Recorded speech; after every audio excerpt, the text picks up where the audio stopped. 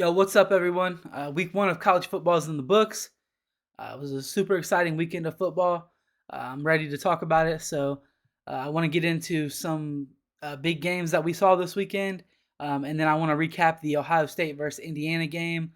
Get into a lot of things with that. So let's get started here. So the first thing, like I said, I wanted to talk about is overall college football for the weekend. Um, I didn't get to watch every single game, but I did get to watch some. A couple teams that I got to watch was the Florida State versus LSU game, obviously the Ohio State versus Indiana game, Clemson versus Duke.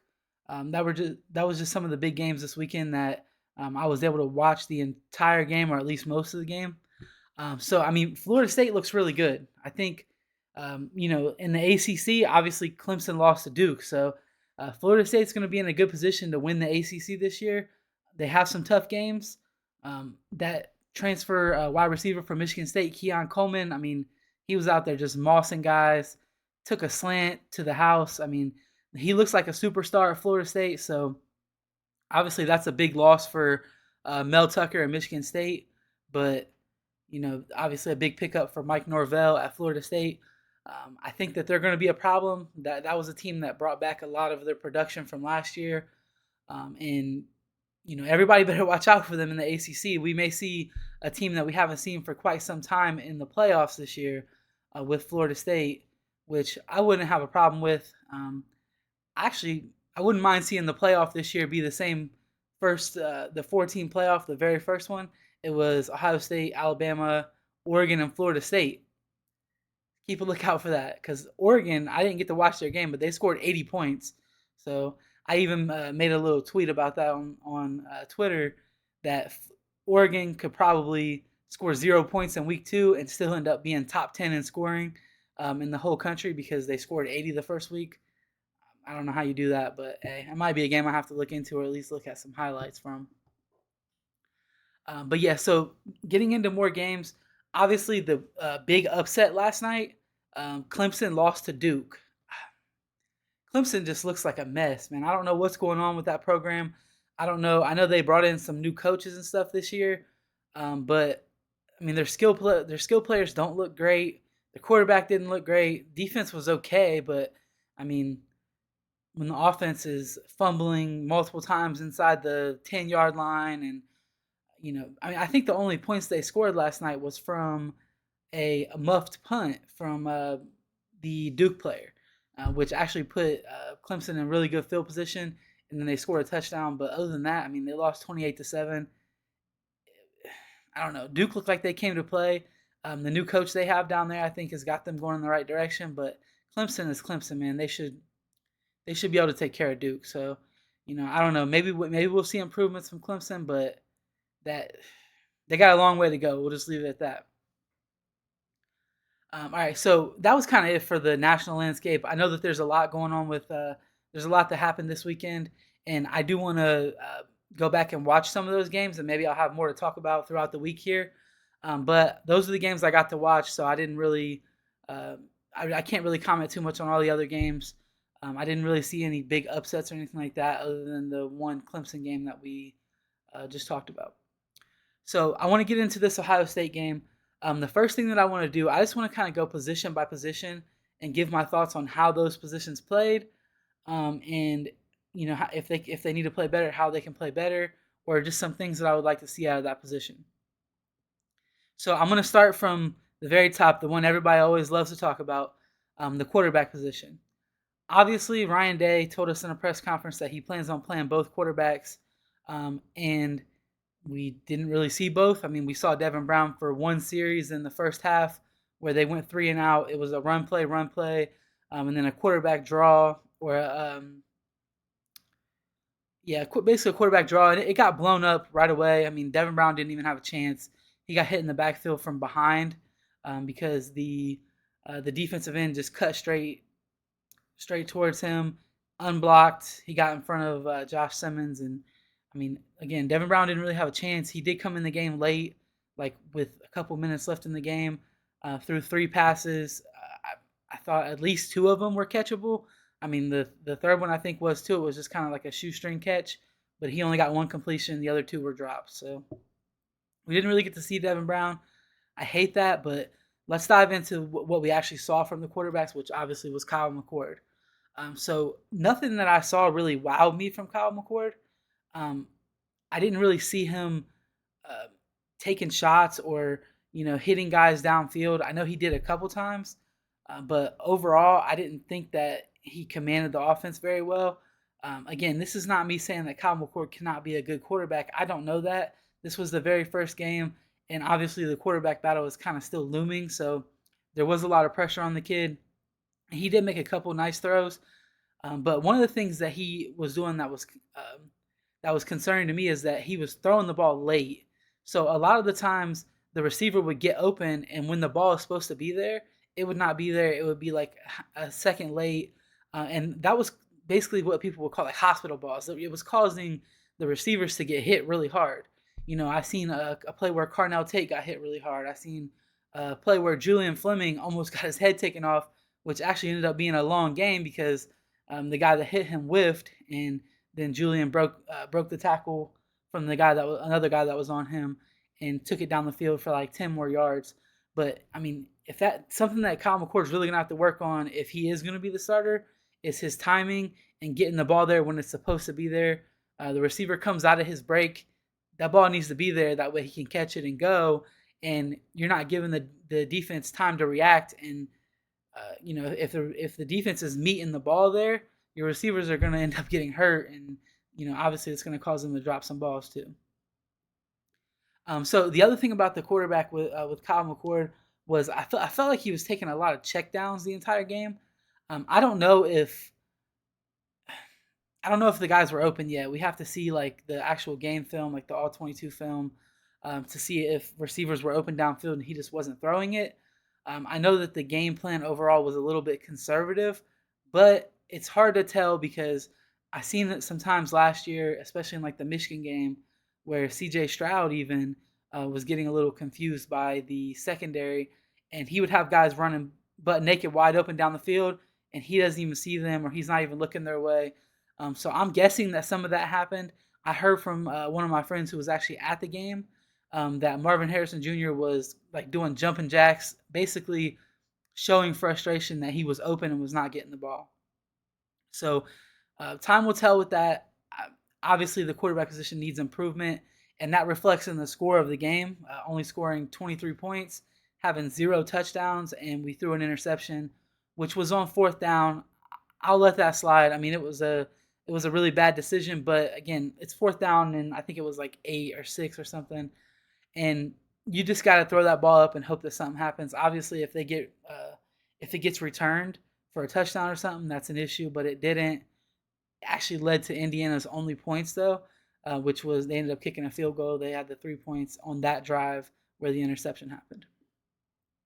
So I'm gonna move on from the quarterbacks again. I mean, it really just the one quarterback. I'm gonna move on from it though because I'm not super optimistic about the quarterback play. I know that it can get better. I know that it's going to get better with us playing Youngstown State this week.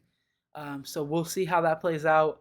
Hopefully, we get to see both quarterbacks because I've heard that Devin Brown, like, basically won fall camp. I don't know, again, if that's true because I'm not an insider, but that's what I heard. And when he did come in the game, he looked like he had some pop on his passes. So moving on to the running backs. I think all the running backs played pretty well in my opinion. The beginning of the game, the first half, the offensive line was really struggling with whatever Indiana was doing. They had linebackers shooting the gap. Looks like our offensive line wasn't really getting off of blocks.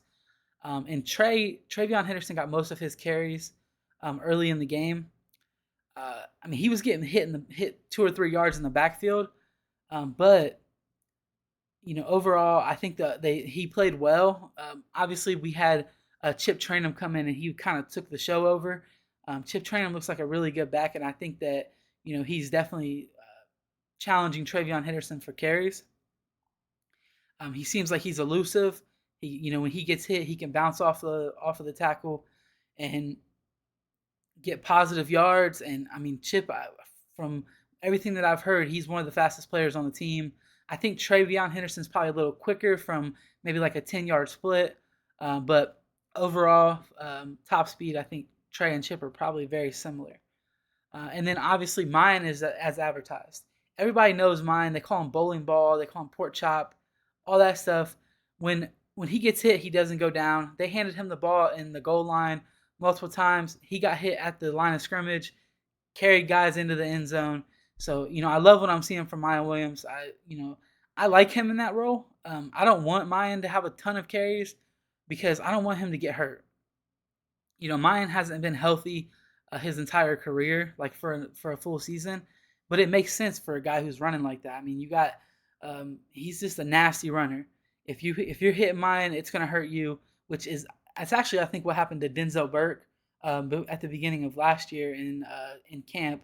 I think he was trying to tackle Mayan and got hurt. So again, I want to see Mayan out there, but put him in there for short yardage plays. Let him do what he does best. And we have Chip and we have Trey, we have Dallin. All those guys can get reps. Overall, I think the running backs did well. You know what? I meant to give grades here. I didn't give my grade for quarterback. My grade for the quarterback, I'm going to just put it at a C. Um, and then I'll skip back down to running back and do grades for every position here. For the running backs, I'm going to give them a B plus. I think the running backs played really well. Again, I don't think they left too many yards out there. Obviously, early in the game though, the running game was kind of getting stuffed, and that was slowing the offense down. So I'm not going to go A, but I'll give them a B plus. And then I'm going to move on now to the tight ends. Obviously, Cade Stover led the team in receiving. I think he had like 98 yards. Cade was out there making plays through the air. I don't think that he did the best at blocking. There was maybe 2 or 3 plays that I seen. One where he got a holding. He kind of got blown up and got passed by. Ended up getting a holding. Another one where Chip got blown up in the backfield. And the guy that it looked like Cade was supposed to block the guy. I don't know if he was actually supposed to get there or not. I think the communication on the offensive line was kind of a problem for most of the game. And we'll get into that when I get into the offensive line. A guy that I was super impressed by that I think played his best game as a Buckeye was G. Scott Jr. Every time that I seen him going for a block, it seemed like he got to the block, he got the guy, got a hold of the guy and put him out of the play pretty much. So, and also G caught a pass out of the backfield on I think a 4th down, turned it upfield, ended up getting like 10 yards. So I really like what I saw from G. I hope we continue seeing him in the game. I don't know about having 2 tight ends in the game all the time. We'll talk about that later in a section where I want to discuss some schematic stuff. But I do want to see G. Scott out there. I think that he creates a mismatch with his speed, his receiving ability, and if his blocking is going to be up to par, he's going to be a big part of this offense going forward. So overall for the tight ends, I think I'm going to go with a B minus grade. The reason why I'm going to put it at a B minus is simply because some of the blocking was not great. As a tight end, obviously you're expected to be a pass catcher, but I need you to be a good blocker too. Some of the runs in the beginning of the game were getting blown up because of the tight ends missing blocks. So we'll just leave it at that. I'm going to say B minus for the tight ends. Now let's get into the O-line, the offensive line. So we had a rough day to start, and I think that it got better overall. Coming into the season, most of us were saying, oh, the offensive line is going to be really good at run blocking. They're just going to have to gel so they can get better at pass blocking. We kind of saw the exact opposite this weekend. The offensive line was really struggling with run blocking, but it seemed like overall in pass blocking, they were really good. There was not too much pressure on the quarterback. And when there was, they avoided it because we had 0 sacks given up. So, again, as far as the run game goes, though, the offensive line definitely needs to gel in that sense. And I think that a lot of that is just communication. When you watch the game, because I watched it over, rewatched it, they were not getting beat like in individual blocks. I didn't really see any of the offensive line get beat on individual blocks. The biggest issue that I seen from them was like double teaming a guy, getting to the block that you need to get to, or simply just not blocking the right person, not doing the right assignment, and then letting a free rusher get to the running back. And that was all in run. That was all in the running side of it. Again, with pass pro, they were really good. I mentioned before when talking about the running backs that in the beginning of the game, They were getting blown up in the backfield, and that was on the offensive line. They were double teaming one guy, letting another guy go straight through. I think the guy's name was Aaron Casey, number 44 on Indiana. I mean, he had like a career game. They're probably that Ohio State probably got that guy drafted. So I don't know. The offensive line did look better as the game went on. I can see them making improvements going into next week, and then hopefully just continuing to get better throughout the season. I've seen a lot of people calling for a change on the offensive line as far as like personnel. I don't really see that yet. People were mentioning like Jimmy Simmons or Josh Simmons, whatever he wants to be called. Um, I think that he physically has the traits to do it. He just needs to get on the same page with everybody else on what his assignment is, and I think that he'll be just fine. I know I saw on another show they mentioned that Ohio State did not not one single time did they go from anything other than just a single snap count. They didn't change the snap count at all, which that alone is something that's going to hurt the offensive line because the snap count, the other team doesn't. So if you're an offensive line and it's the snaps on two, which we never did, then you have the advantage on getting your hands on the defensive line and ultimately getting them where you want them so you can get to the next level. So I expect to see improvements on that. I trust Justin Fry. I really do. I think that he's one of the best offensive line coaches in the country, and I think that he's going to get them together, and we'll end up with a solid offensive line this year. A guy that I didn't really talk about yet, Carson Hinsman at center. I felt like he played a really good game. It wasn't perfect, but I don't expect it to be perfect for basically his first time being out there as a starting center.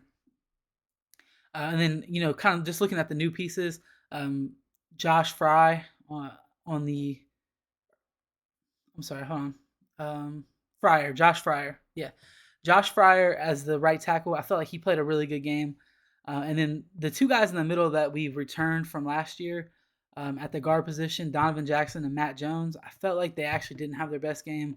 But again, I think that a lot of that just has to do with gelling with the other guys.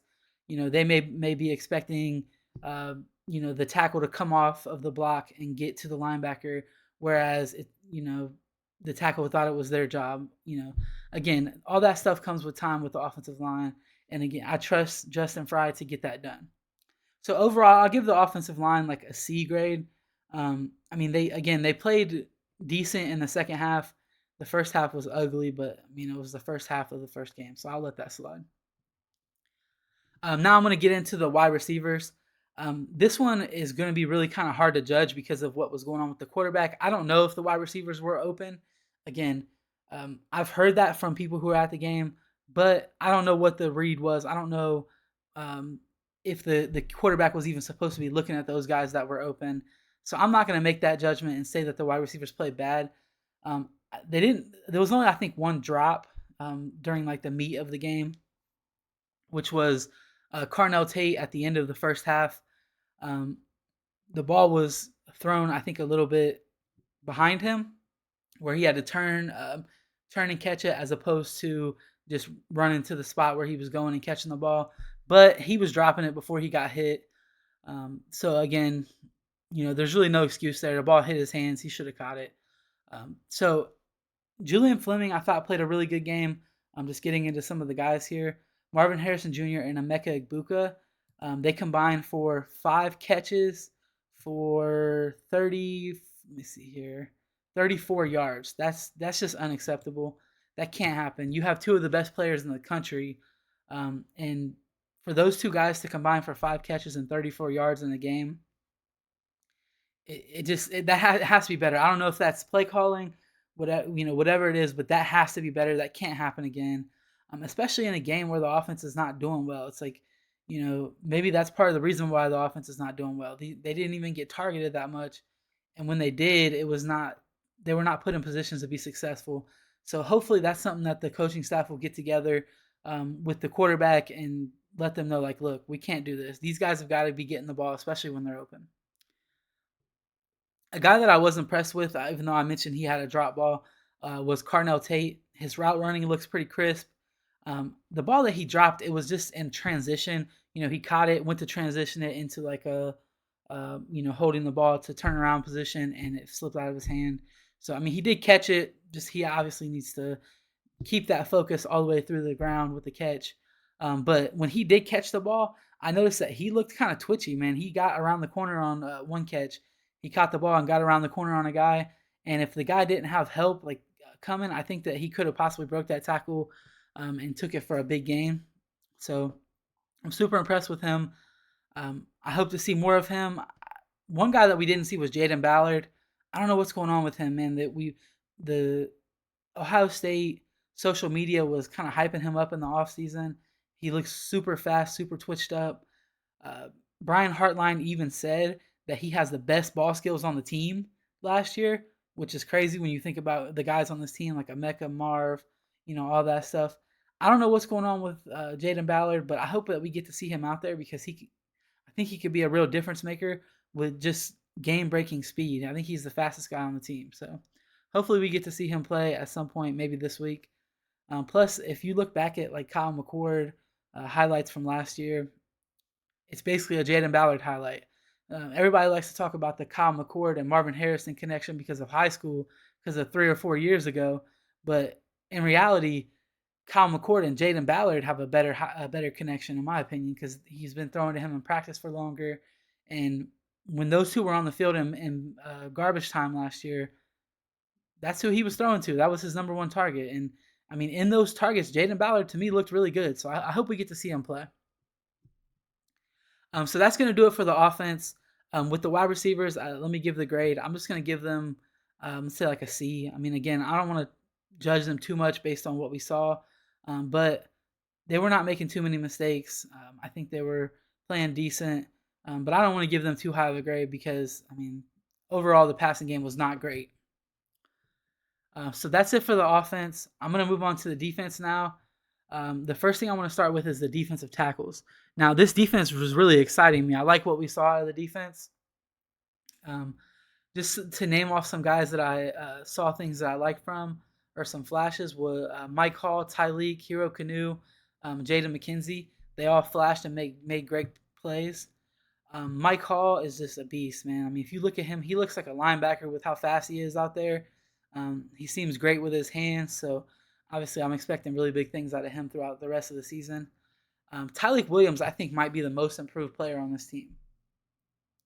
I think the reason why he didn't play a ton last year is because of some of his run game fits and things like that, where, Tyleek is obviously a really good player. He can get past the guy, get to the quarterback, but I think he may have been out of his gap and things like that sometimes.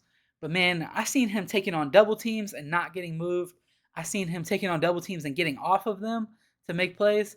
I'm super excited for what Tyleek Williams has to offer, and I think that he could end up being one of the best defensive tackles in the country. And then the couple other guys that I mentioned, Hero Canoe was the only guy that technically had a sack. Jaden McKenzie had one also, but I don't know if they counted it as a sack. But the sack that Hero Canoe had was impressive. I mean, he went right at the offensive guard's chest, pushed him back into the backfield, got halfway around him, was still getting blocked, grabbed the quarterback with one arm and drug him to the ground. I mean, that kid is a very raw player from what we hear. I think he's from Germany and he had just started playing football a few years ago. But I mean, the kid looks like a beast. I want to see him get out there and play more. He was like the defensive MVP of the spring game. He was making plays out there too. So hopefully we get to see more of him in that rotation with the guys that I mentioned before. Obviously, there's some other guys on the team like Ty Hamilton and Tywone Malone. I hopefully we see those guys too and see them making plays. So that's really it for the defensive tackles. I'm actually going to give them a really high grade. I think the defensive tackles were one of the best units on the defense. I'm going to say that grade them out at an A.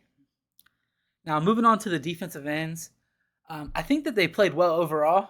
A lot of people were talking on Twitter and things like that about them not getting a lot of sacks. Now, I mean, I think Indiana only threw the ball like 20 times, and early in the game they were running like a freaking shotgun triple option offense that the defensive ends didn't really have a ton of chances to pin their ears back and go after the quarterback.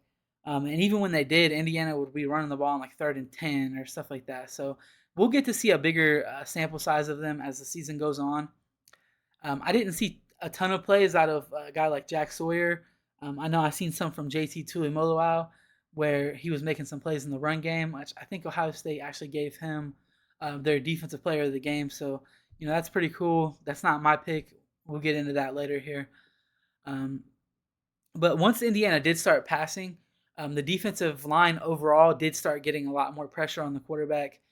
So if you look later in like the third quarter and on, you saw guys like Mike Hall getting pressure. You saw again the sack from Hero Canoe.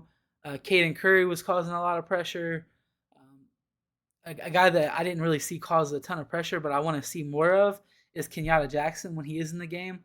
If you watch his get off from the line of scrimmage, I mean he looks like one of those defensive ends that's going to be a freak and is going to be a problem. The other thing I think that with the defensive ends, I don't know 100% about like schematics and stuff like that, but I kind of think that Jack Sawyer and JT Tuimoloau are too similar to be on the field at the same time. I kind of want to see those two rotating in and out with each other, and playing that strong side defensive end, and then let Kenyatta Jackson and Caden Curry rotate opposite side of them.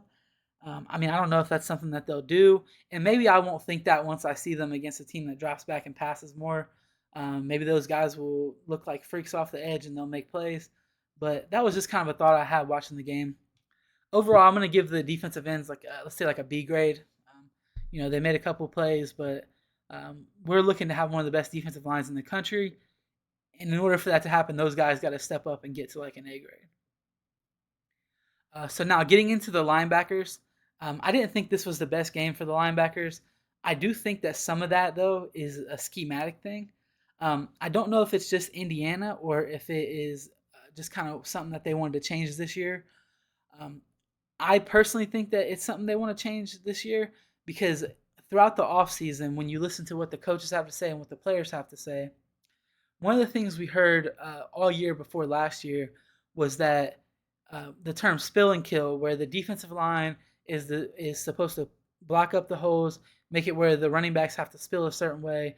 Linebackers are supposed to go make a play on that and kill it, basically get the guy to the ground. Well, when the media was talking with the defensive line, what I heard most of the time was we're gonna stop the run, we're gonna stop the run, we're gonna stop the run, and then once we get in a good situation, we'll pin our ears back and get after the quarterback. I think that we saw a lot of that. I think the defensive line was really focused on stopping the run, and the linebackers were kind of more in read and react mode as opposed to that attack mode that they were in before, where the it was designed for the ball to go a certain way, or to spill into a certain spot, and they would just attack that spot. I think they were more in like read and react mode, which I'm concerned about that. But overall, I mean, the defense played well, so I don't want to I don't want to judge it too early. But I'm concerned about that because of guys like Tommy Eichenberg. Tommy Eichenberg is not a freak athlete, but last year he was an All-American. The reason why he was an All-American was his ability to dissect the play quickly, get to the point, and make the tackle. I didn't see that from him too much Saturday. Sorry, I didn't see too much of that from him Saturday, and I think that he did a lot of like waiting to react to where the play was going to go. By the time he got there, offensive linemen were getting their hands on him. So again, I didn't think it was the best game from Tommy Eichenberg or Steel Chambers. I did when I rewatched the game when I was watching the defense. I kind of focused on the linebackers. It seemed like they were just doing a lot of kind of standing around, taking on blocks. And I mean, if that's their assignment now, then that's their assignment now. As long as it works, whatever. But I do want to see those guys making plays. I didn't really see that too much in that game. Overall, I think they need to get better at pass coverage too. Um, and I think Jim Knowles mentioned that himself about Tommy Eichenberg, but I think that Steel Chambers is kind of in the same boat. I think they both need to get better at pass coverage. When they are in like a zone coverage, they need to make sure that they're making the right reads. And then when the ball's in the air, break on it, try to make a play. Hopefully, we see improvement out of that unit. I think the grade I'm going to give them is probably going to be like a C minus. Again, I didn't really see them doing too much, but I don't know what their assignment is. I'm not in the locker room. And then overall, as a unit, I'm surprised that we didn't see more rotation. I think Jim Knowles mentioned before that he needs to project to the end of the season. And I think what he meant by that was we need to get a lot of these guys in there and get them reps. That way, come the end of the season, we'll have guys there in case of injuries and people don't have dead legs. just less reps overall in your body. CJ Hicks didn't even play until I think the last drive of the game. He got one snap, I think, in the game. So we're now into game 14 of CJ Hicks' Ohio State career. I think he was a top 10 player coming out of high school, and he's played one snap on defense. It's not acceptable. It's just something that, as a coach, a defensive coach, or Ryan Day as the head coach, this has to be addressed. I don't know what the problem is. That obviously the Woody, they keep it kind of tight and they don't tell us anything. But I know that we saw CJ Hicks play in the spring game, and he was making plays. I don't think that there's no way that he can be that bad of a player mentally that he doesn't deserve some playing time when he's one of the best athletes on the field. So again, to me, that's unacceptable. A lot of people are saying things like, "Oh, well, you have a guy like Steel Chambers who's a veteran." I don't care.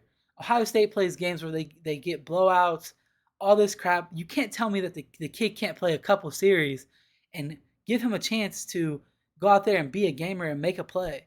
And if he does make a play, then, or not just one play, if he makes multiple plays in a game, playing 2 or 3 series, maybe you need to look at starting him.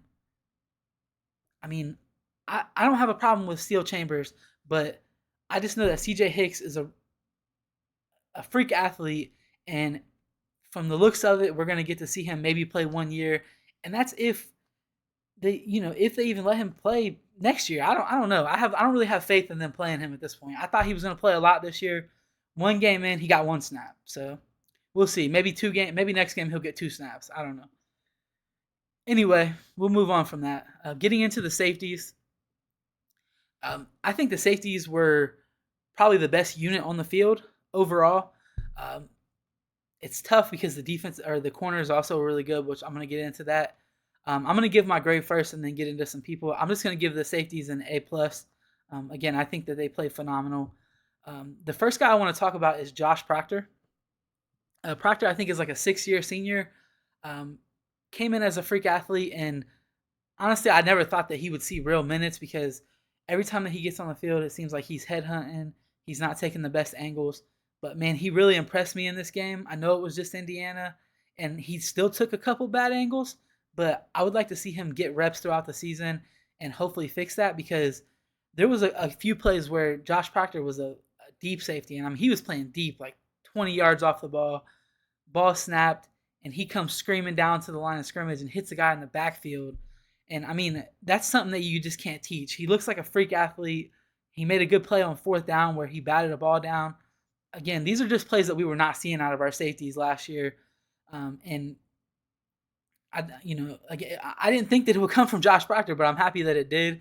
And I hope that he continues seeing the field so that he can continue improving.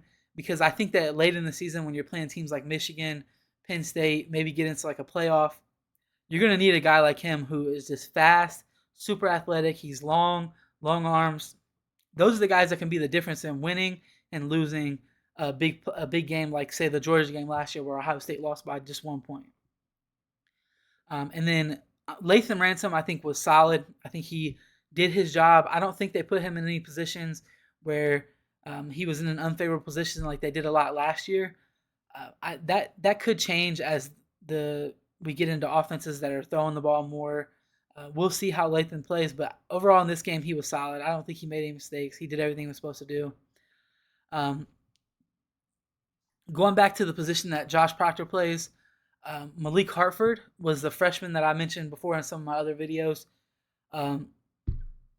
He's a guy who he came in as a freshman and he has been impressive all throughout fall camp. And honestly, he got on the field and he was super impressive on the field. He had a ball go through his hands that he probably should have caught, but it was over his head for an interception. A couple really good tackles that he made. I mean, he looked like he was in the right place. He was making plays. I really hope to see Malik Hartford more. And as the season progresses, I think he's going to be a big part of this defense. Seeing a true freshman in game 1 is huge. So that's a guy that I'm looking forward to throughout the year.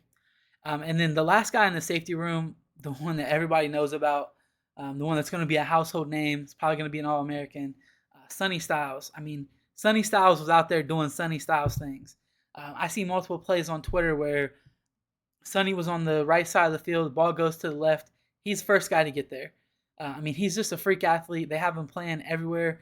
There was a chart that I saw on Twitter that was posted by Tony Gerdeman of Buckeye Huddle that showed everywhere that Sonny Styles lined up on the field, and it's crazy. He lined up basically everywhere you can think of, besides like the middle linebacker basically, and the outside corner. He was all over the field, and that's what we need from him. I mean, you have a guy who is probably the best athlete on the field.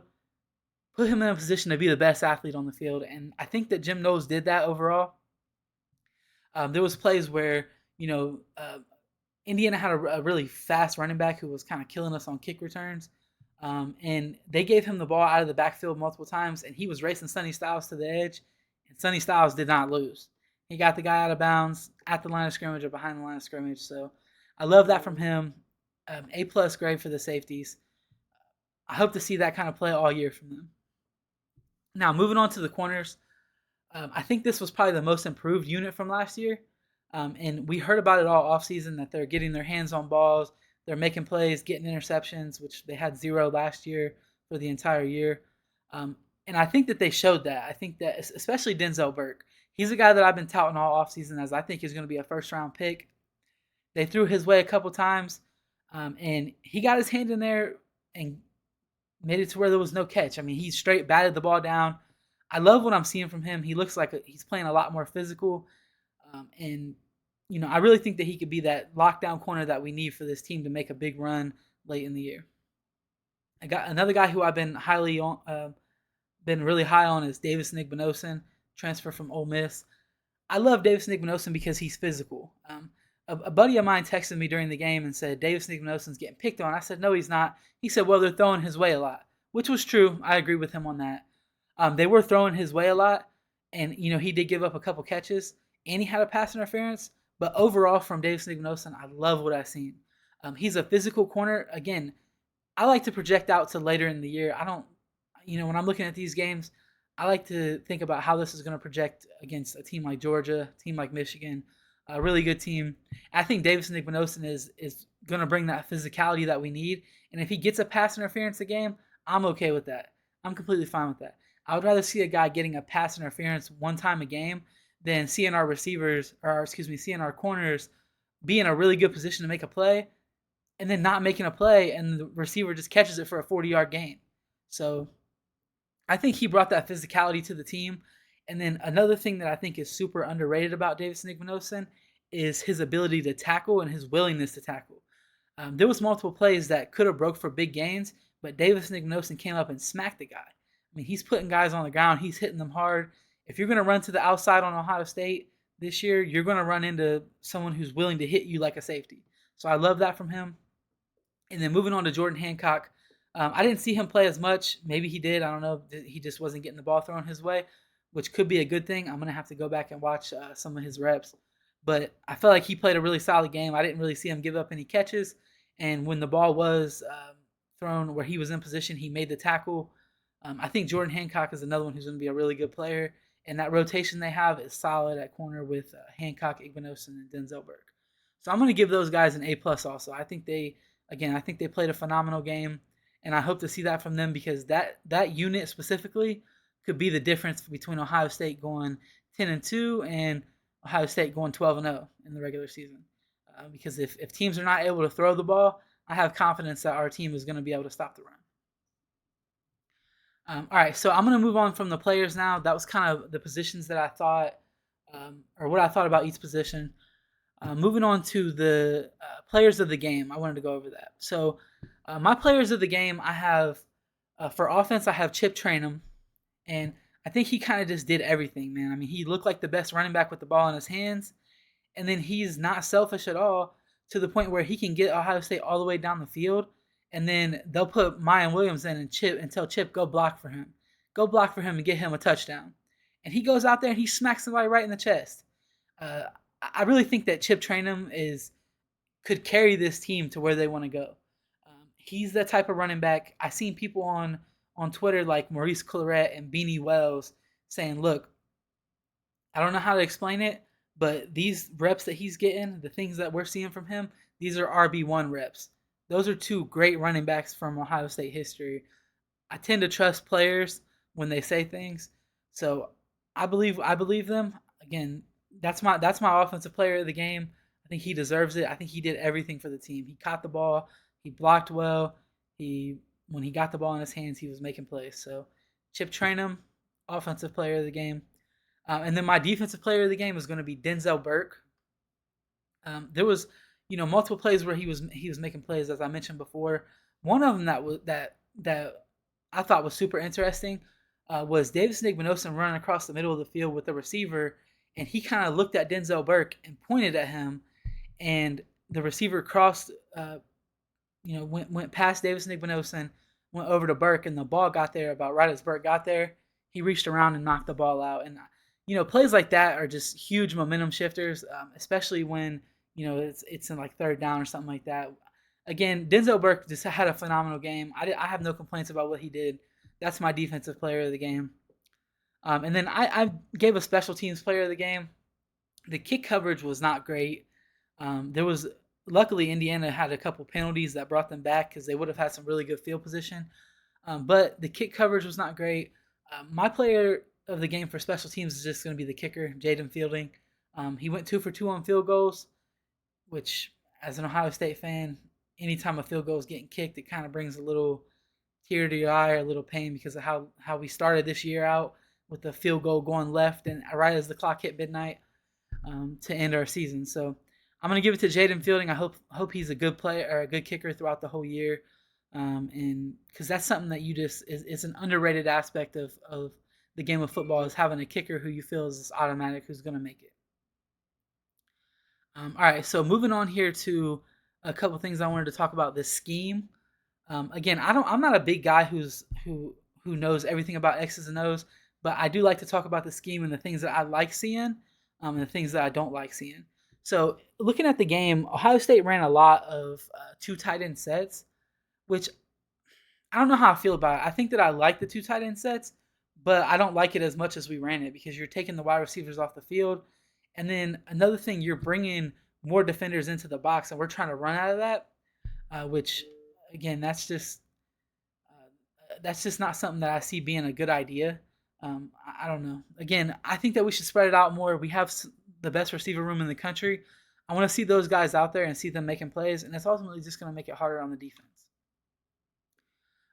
One thing that I saw schematically that I loved was the 2 running back set with Chip on the field. I love that so much.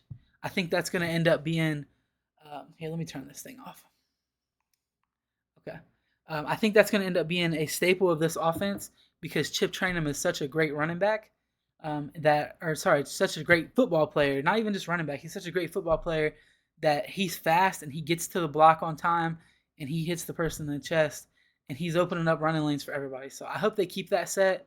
One of my favorite plays I've seen them run was with Chip and Trey on the field at the same time.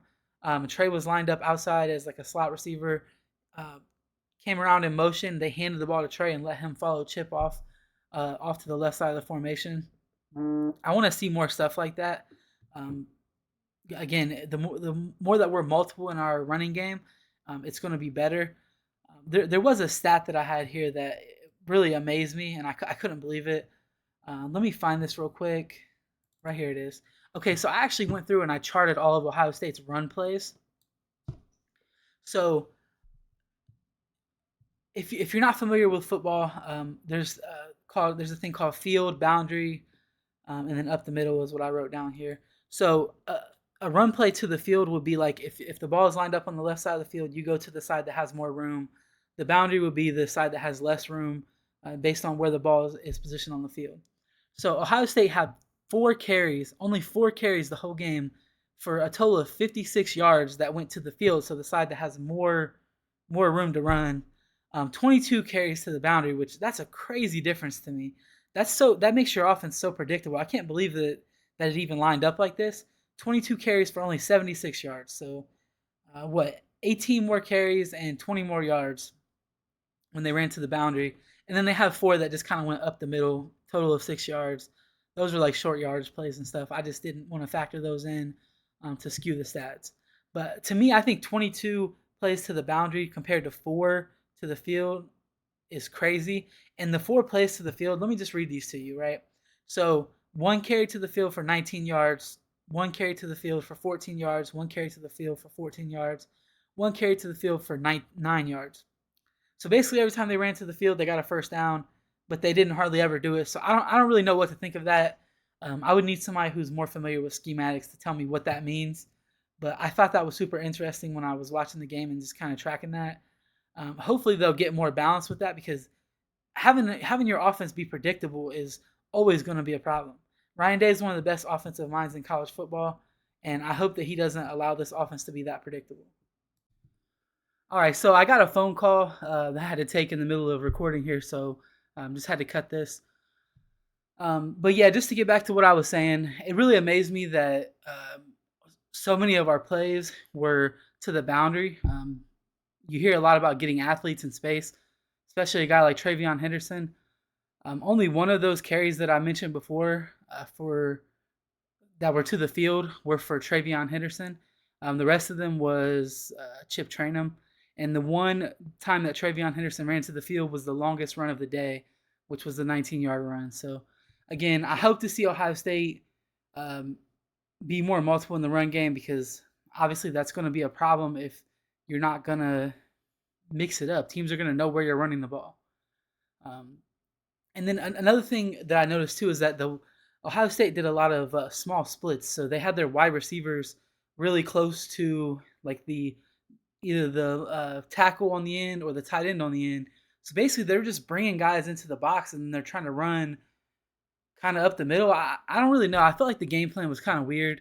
They're trying to run against a full box with 7, 8 guys in the box at all times. I didn't really understand it, and I mean, overall the run game was not great. So, hopefully they'll make some adjustments there and start being more multiple with, having guys come around, cause misdirection, having the quarterback keep it every now and then. I don't know why we run a like read option play, but we never read anyone and actually have the quarterback keep it. So hopefully they'll mix that up and the run game has a chance to be really good. Excuse me. All right.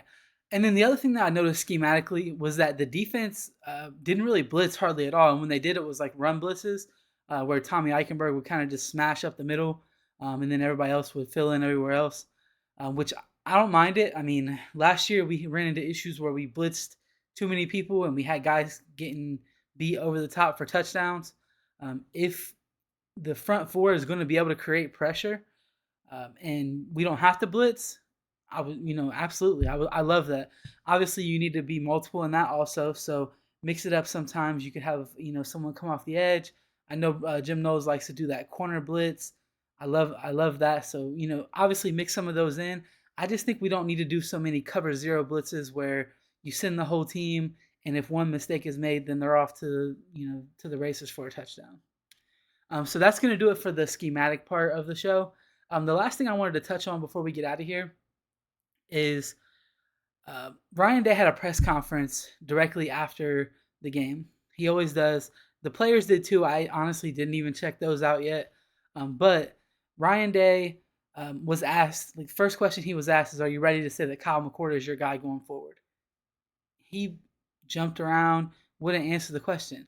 I don't know what the hell Ryan Day is doing with this quarterback situation. Why he would say he's going to play both of them, not play both of them, and then when asked if Kyle McCord is a starter, not just say yes. I don't know what's going on.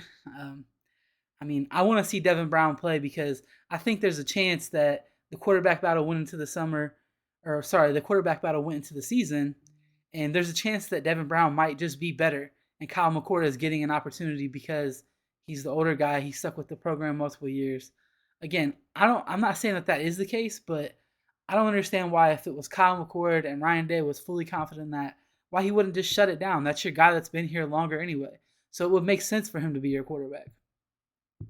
But yeah, he also mentioned other stuff like how well the defense played, things like that. Obviously, we already discussed that, but I'm gonna go ahead and wrap this up here. I don't really have anything else for today. So thank you for watching and have a great day.